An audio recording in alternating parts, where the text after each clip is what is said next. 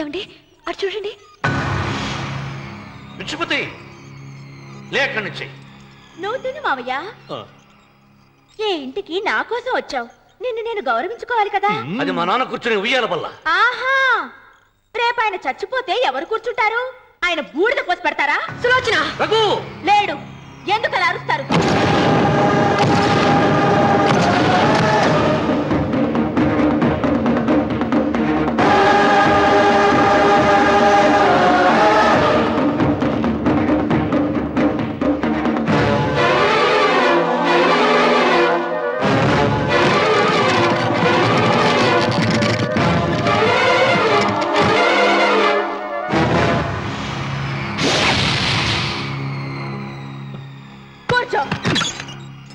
నువ్వు ఈ ఉయ్యాల బల్ల నుంచి లేచావంటే నన్ను చంపుకు తిన్నట్టే. అన్వర్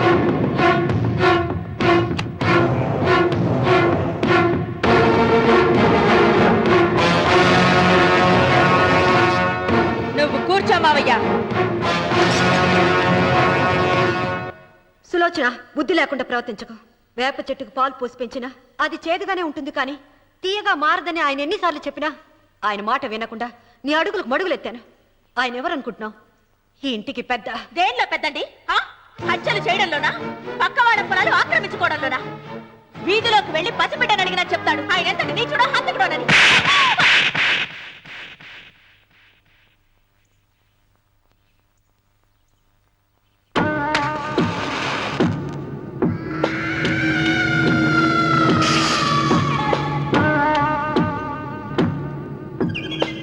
అమ్మా, నువ్వెన్నైనా చెప్పు, నా భార్య మీద చేయి చేసుకోవడం నేను సహించలేను. రఘు, అన్నయ్య నీ భార్య మీద చేయి చేసుకోవడం తప్పే, కానీ దానికోసం వాటాలు పంచమని చెప్పడం న్యాయం కాదురా. నాన్న అన్నయ్యని కూడా తన వాటా తీసుకుని వెళ్ళిపోమంటున్నారు. కావాలంటే నేను నీ భార్య కాళ్ళు పట్టుకుని క్షమాపణ చెప్తానురా. అమ్మమ్మమ్మమ్మమ్మమ్మమ్మమ్మమ్మ, నేను 100 సార్లు మీ కాళ్ళు పట్టుకుంటాను. మా బతికేదో మమ్మల్ని బతకనివ్వండి. ఏంటి నించున్నారు? రండి, అక్కడ ఎదురు చూస్తున్నారు. చేసిందంతా చేసి కాళ్ళు పట్టుకుంటుందట మహాతల్లి. నీ కన్నీళ్లకు రాళ్ళు కరుగుతాయి గాని కన్నవాళ్ళు కరగరు సీత. సీత, వాళ్ళు చిన్నపిల్లలుగా ఉండేటప్పుడు ఎంత సంతోషంగా ఉండేవాళ్ళం. వాళ్ళు పెరుగుతుంటే ఆ సంతోషం తరిగిపోతూ ఉంటుంది. వాళ్ళు మన భుజం దాటి పెరిగాక ఇక గడప దాటి ఎప్పుడు వెళ్ళిపోతారా అని ఎదురు చూడటమే మన పని. బాధపడ.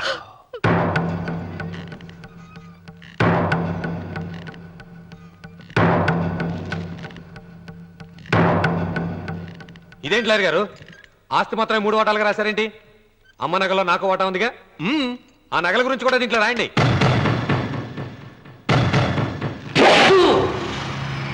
అది మీ తాత పిత్రార్జితం కాదు, నా స్వార్జితం కాదు. నా భార్య స్త్రీధనం.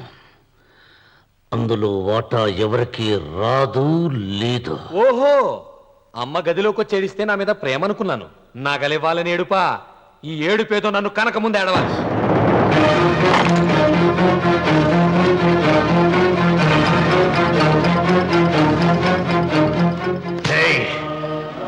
నీ అమ్మను ఎంత మాట అన్నావురా?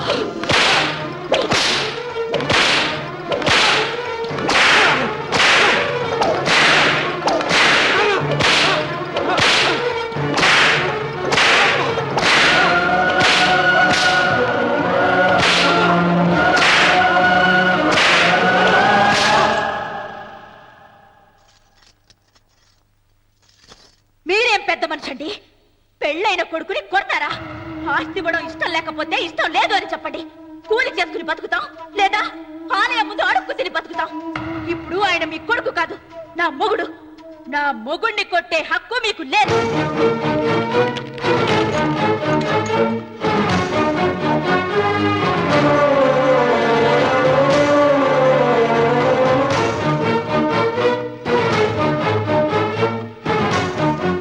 రఘు, నీకు కావాల్సింది ఈ నగలేగా, తీసుకొచ్చాను, తీసుకోరా. వద్దమ్మా, వద్దు. కాదన్నయ్య. వద్దమ్మా, నా మాట విను. ఒక తల్లి కడుపును పుట్టకపోయినా నన్ను అన్నయ్య అని పిలిచావు. నా ఇల్లు నీకు పుట్టిల్లమ్మా. ఆడబడుచు బతికుండగా పుట్టిన నగలు పంచడం శుభం కాదమ్మా, శుభం కాదు. రే రఘు, ఆ నగలి బదులుగా నా పొలం, నా ఇంట్లో ఉన్న బంగారంతో నీకు ఇచ్చేస్తాను, తీసుకెళ్ళిపోరా. అలాగే లాయర్ గారు, అవి కూడా రాయండి.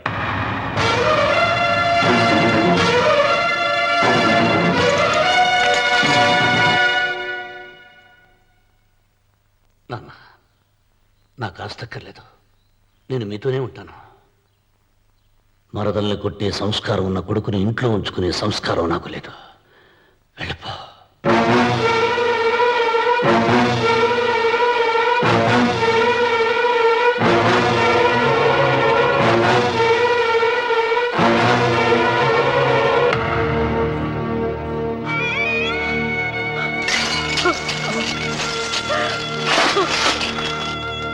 సీతమ్మ, అమ్మ సీతమ్మ, సీతమ్మ. ఒరే రావుడు, నాకేదో భయంగా ఉందిరా. ఆ దేవుడి శాపం తగిలింది, లేకపోతే నీ కుటుంబం ఇలా ముక్కలైపోవటం ఏంటి? నా మాట విను, వెళ్ళు. ఆ శివలింగాన్ని తిరిగి తీసుకొచ్చి యథాస్థానంలో ప్రతిష్ఠించరా.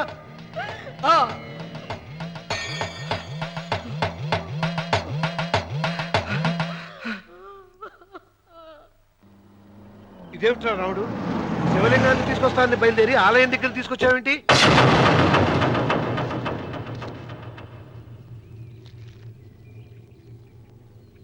ఎలారా ఈ ఆలయాన్ని పడగొట్టాలి? ఎప్పుడురా సంబశివరావు పొలం నా సొంతం అవుతుంది? వెంకన్న, నా పట్టుదల కోసం నేను ధరించిన ఈ నల్ల చొక్కా ఎప్పుడురా మార్చేది? ప్రతీకారం కోసం ప్రమాణం చేసి వేసుకున్న నా తండ్రి మొలతాడు ఎప్పుడురా నా మెడ నుంచి ఊడిపడుతుంది? వెంకన్న, చెప్పరా, ఆ ఆలయాన్ని పడగొట్టి ఉపాయం చెప్పు. ఇంత జరిగినా కూడా నీ అహంకారం తగలేదురా? నారు పుయ్యకుండా నీరు పెట్టకుండా ఈ ప్రపంచంలో పెరిగేది ఒక్కటే, అహంకారం. అది నా సొంతం.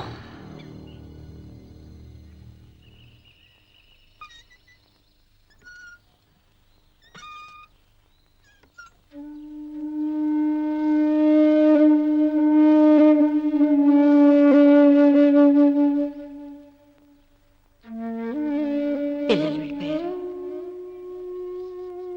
కోడళ్ళు వెళ్ళిపోయారు. వచ్చే రాఖీ పండుగ నాటికి ఇది కట్టడానికి నేను కూడా ఉండకుండా వెళ్ళిపోతానేమో.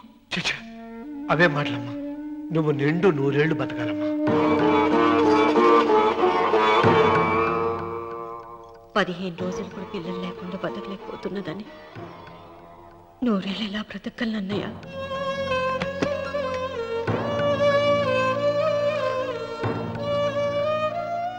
వీటి కోసమేగా మా పిల్లలు ఇద్దరిని ఇంట్లో నుంచి వెళ్ళగొట్టారు. నేను చనిపోయాక మా ఇద్దరు కోడలికి సమానంగా పంచిపెట్టమని చెప్పు. ఇప్పుడు ఎందుకమ్మా అదంతా? అసలే నీ ఆరోగ్యం బాగలేదు. నన్నెప్పుడూ నిండు ముత్తైదుగా చూడాలనేది ఆయన కోరిక. పోయే ముందు ఒక్కసారి నిండుగా అలంకరించుకోవాలని ఉందన్నయ్య.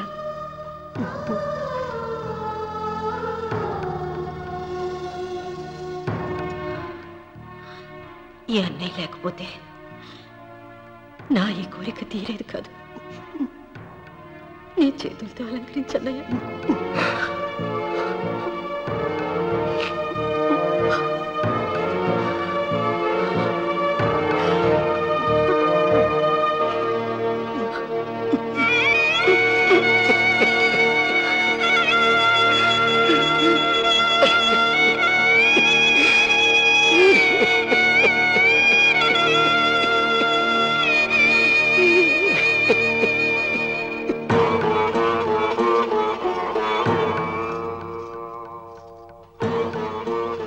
ఏమిటి సీత?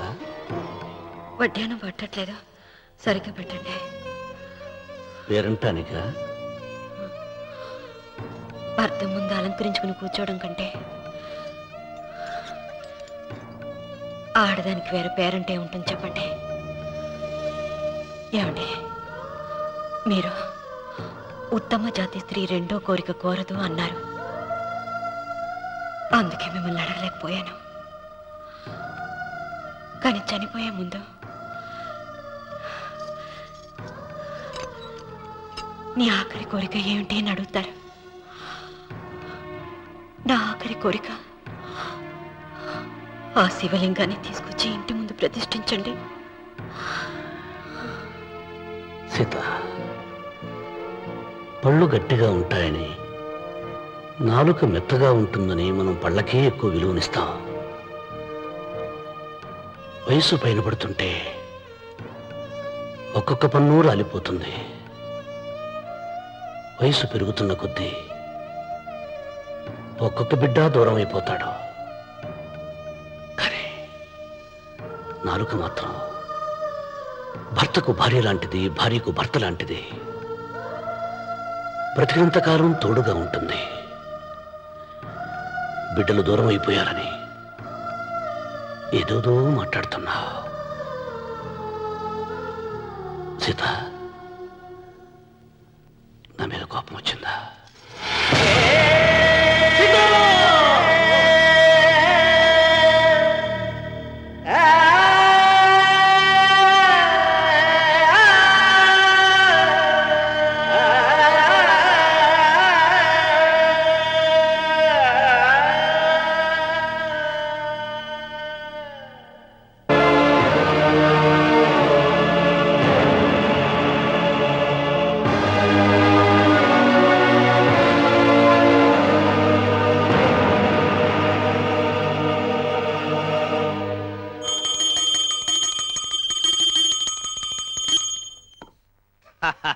అక్కడ రామన్న చౌదరి చచ్చిన పేళానికి దీపం వెలిగించాడు. ఇక్కడ ఈయన అమ్మూరికి ఆరతిలిగిచ్చాడు. నేను ఆ రోజే చెప్తేనే అది చాలా మహిమగల శివలింగము, దాని జోలికి పోతే సర్వనాశనం అయిపోతాడని. పిల్లలేమైనారు? ఇల్లు వదిలిపోయినారు. పెండ్లాము లోకం ఏడ్చిపాయ. ఇక రామన్న చౌదరితో పాటు ఆయన వంశం కూడా గబ్బులేచిపోతాడు. ఒకవేళ భయపడి ఆ శివలింగం మళ్ళీ యథాస్థానంలో పెడతాడేమో. పెట్టడు. పెట్టాలని ప్రయత్నిస్తే ఎట్లా ఆపాలనో మనం చూసుకుంటాం.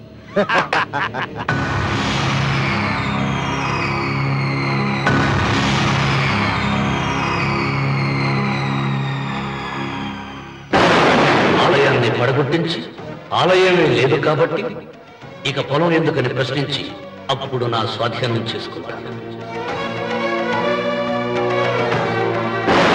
అమ్మవారి ఆలయాన్ని నువ్వు తాకలేవు.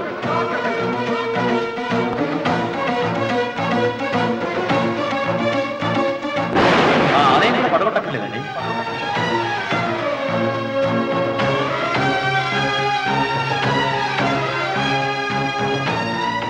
నీ వంశం నిర్వంశమైపోతుంది.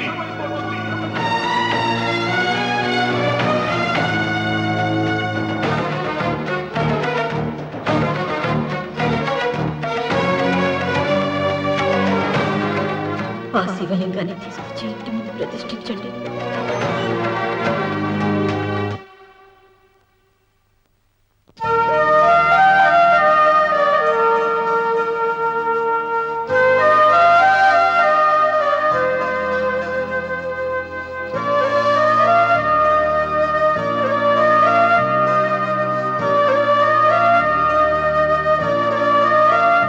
రావుడు, ఆ నెల తర్వాత నీకు శుభవార్త. నీకు మనవడు పుట్టాడు రా.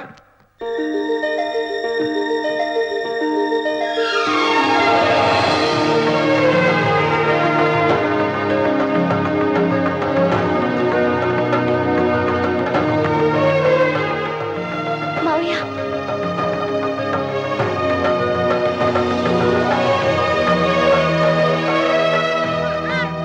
నా వంశం నిర్వంశమైపోతుందని జటాధారి శపించిన ఎదిరించి నా ఇంట పుట్టిన మొదటి వంశాంకురం.